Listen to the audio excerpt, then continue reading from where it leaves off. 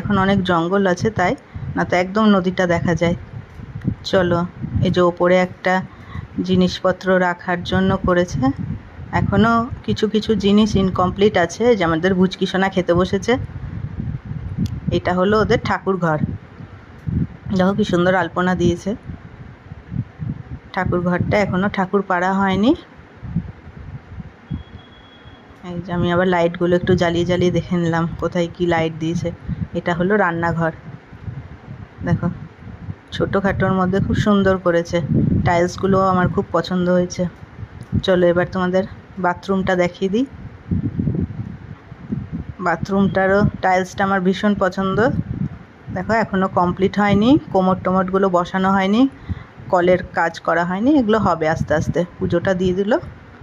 এটা হলো পেছনের দিকটা। এখান দিয়ে সোজা নদীর পথে যাওয়া যাবে, অনেকটা জায়গা আছে।